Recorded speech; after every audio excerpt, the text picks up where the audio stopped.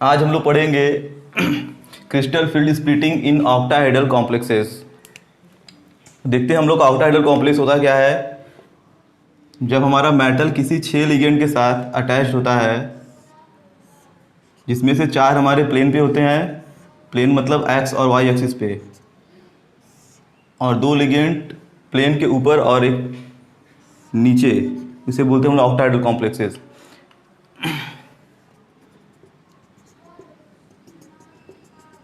जैसे हमारा ये प्लेन सरफेस है, इसके ऊपर एक लिगेंड रहेगा और एक लिगेंड इसके नीचे, तो ये हम लोग का प्लेन दिखा रहा है, एक्स और वाई एक्सिस को।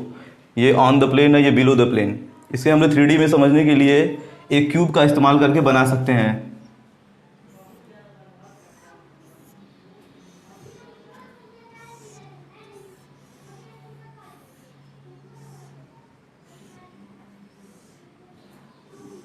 ये हमारा 3 डायमेंशनल क्यूब है। इसमें ये जो प्लेन है ये एक्स एक्सिस को डिनोट करता है, प्लेन का ये वाला पार्ट वाई एक्सिस को, और ये जो परपेंडिकुलर ऊपर जा रहा है वो हमारा जेड एक्सिस है।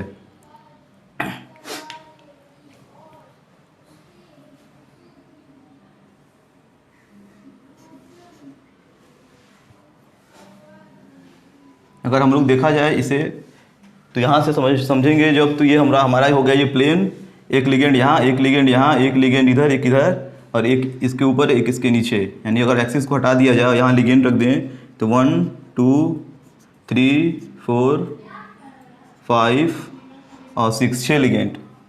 यानी ये हमारे हो गए प्लेन वाले। अब इसको ऑब्जर्व कर सकते हैं, और एक प्लेन के ऊपर, एक प्लेन के नीचे, ऑक्टाहेड्रल कॉम्प्लेक्स के लिए। पहले हम लोग को पता है, कल पढ़े थे हम लोग कि जब डी ऑर्बिटल हमारा मेटल का, जब डी ऑर्बिटल किसी लिगेंड के साथ कंबाइंड नहीं होता है, तो इसके सभी ऑर्बिटल की एनर्जी बराबर होती है। यानी हमारे 5 डी ऑर्बिटल होते हैं, d x Y, D Y z, d Z x, और d x square minus y square, और डी जेड स्क्वायर। सभी इक्वल एनर्जी में होते हैं। जैसे ही लिगेंड इनके पास आएगा, इसकी एनर्जी क्या होती है, बढ़ जाती है, और एनर्जी बढ़ने से इसमें स्प्लिटिंग होता है। तो हमारे डी ऑर्बिटल जो कल बताए थे, उसमें डी ऑर्बिटल 5 तरह के जो हैं, उनमें कैसे कैसे हैं। तो यहाँ देखते हैं हमारे 3 डी ऑर्बिटल। जैसे हमारा एक हो गया X Y, D x Y,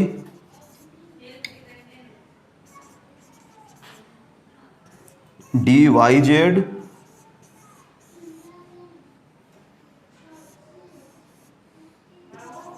Y और जेड एक्सिस के बीच में, और D Z X, X axis Z axis और इसके बीच में। यानी हमारे 3 ऑर्बिटल ऐसे होते हैं जिनके लोब बिटवीन द एक्सिस होते हैं, 3 ऑर्बिटल। और हमारे 3 ऑर्बिटल ऐसे थे डी ऑर्बिटल, डी के, जिसमें एक्स स्क्वायर और वाई स्क्वायर, एक्स एक्सिस ये वाला वाई एक्सिस लिया गया है इधर, ऑन द एक्सिस होते हैं लोब इसके, डी एक्स स्क्वायर और वाई स्क्वायर में। और डी जेड स्क्वायर का एक्सिस जो होता है वो भी एक्सिस के ऊपर रहेंगे, और बीच में एक नट रहता है जेड एक्सिस पे, डी जेड स्क्वायर। यानी हमारे 3 ऑर्बिटल ऐसे हैं जिनके लोब एक्सिस के बीच में है, और 2 ऑर्बिटल ऐसे हैं जिनके एक्सिस, जिसके लोब क्या है, एक्सिस पे ही है। तो यहाँ पे इससे इफेक्ट क्या पड़ेगा लिगेंड का, तो हम देखेंगे। जैसे अगर हम लोग इसको बना लिया जाए, यहाँ पे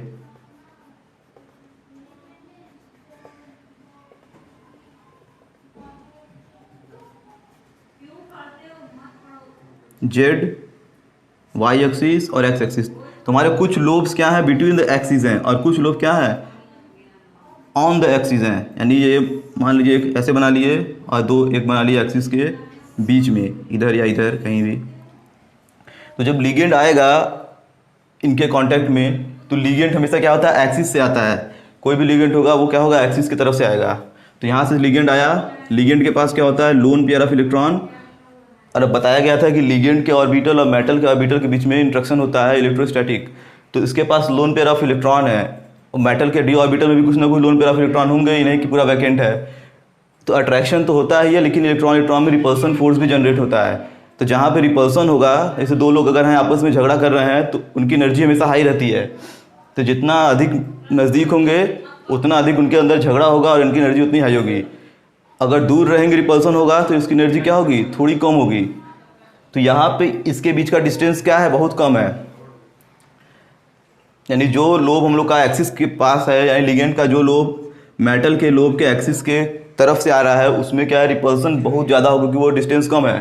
तो रिपल्सन यहाँ बहुत ज़्यादा है, और इसके और इस लोब में देखा जाए तो यहाँ पर डिस्टेंस ज़्यादा है, तो यहाँ पर रिपल्सन क्या होगा, कम होगा। यानी यहाँ पे बोला जाए तो लेस रिपल्सन, और यहाँ पे हाई रिपल्सन होगा, सॉरी यहाँ पे हाई, यहाँ पे लेस रिपल्सन होगा।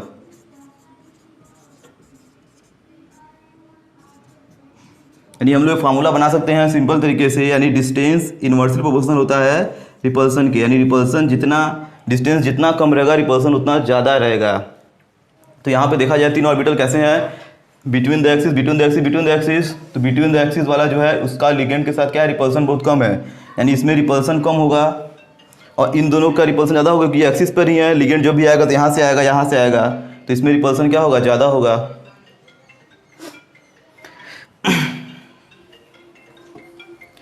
तो अगर हम लोग बात करें इसके स्प्लिटिंग की, तो इसका स्प्लिटिंग अब कैसे होगा, क्योंकि लिगेंड के आते ही इसकी एनर्जी क्या होगी, बढ़ जाती है। लिगेंड जैसे ही आएगा मेटल के पास, इसकी एनर्जी क्या होगी, बढ़ जाएगी।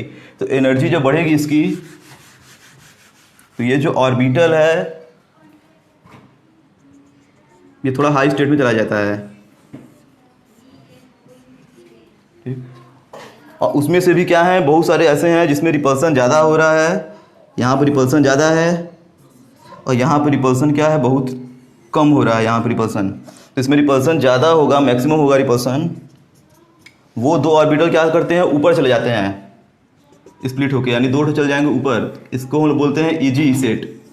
ईजी का मतलब होता है double generate orbital, double degenerate बोल सकते हैं, क्योंकि इसका नाम डीजनरेट है। डीजनरेट का मतलब की एनर्जी बराबर थी, अब ये 2 की एनर्जी केवल बराबर है तो डबल जनरेट हो जाएंगे। और ये जो 3 नीचे हैं इसमें रिपल्सन कम है, तो ये 3 हमारे क्या होंगे, नीचे चले जाते हैं। इसे बोलते हैं हम लोग T2G, ट्रिपली जनरेट डी ऑर्बिटल्स। तो हमारे ऊपर कौन कौन से गए हैं, dx² माइनस y² और dz²। नीचे होंगे हम लोग का dxy, yz और zx।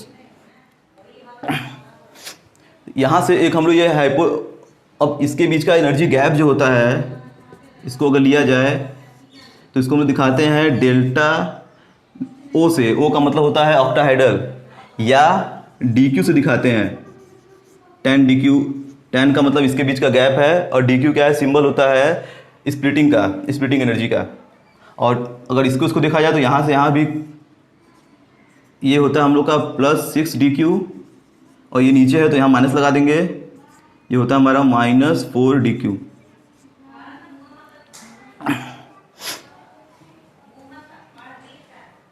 अब हम इसके एग्जाम्पल लेके समझ सकते हैं। अब हम लोग पढ़े हैं कि जो लिगेंड है वो भी क्या होता है, 2 तरह का होता है।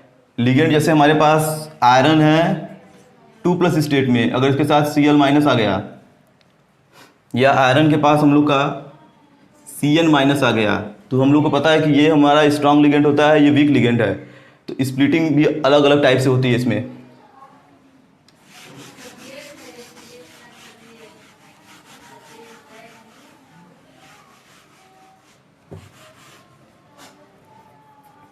जैसे हमारे पास d ऑर्बिटल में, अगर इसको मिटा के देखते हैं आगे, अगर 5 ऑर्बिटल हैं और हमारे पास मान लीजिए 5 d इलेक्ट्रॉन है 5, तो अगर हमारा इसके कंबाइंड कॉम्बिनेशन में अगर स्ट्रॉन्ग लिगेंड आएगा, जैसे हमारा स्ट्रॉन्ग लिगेंड में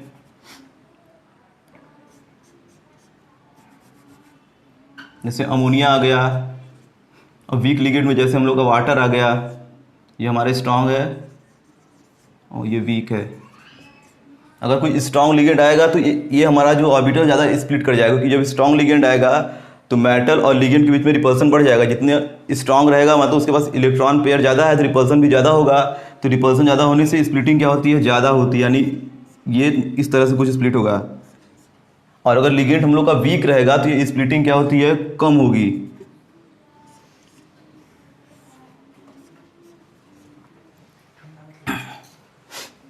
अब यहाँ पर अगर हमारे पास 5 इलेक्ट्रॉन है डी ऑर्बिटल में, अगर मान ली किसी मेटल के डी ऑर्बिटल में 5 इलेक्ट्रॉन है, तो यहाँ पे फिलिंग इलेक्ट्रॉन कैसे होगा और यहाँ पे इलेक्ट्रॉन का फिलिंग कैसे होगा, ये डिपेंड करता है इसके एनर्जी गैप के अकॉर्डिंग।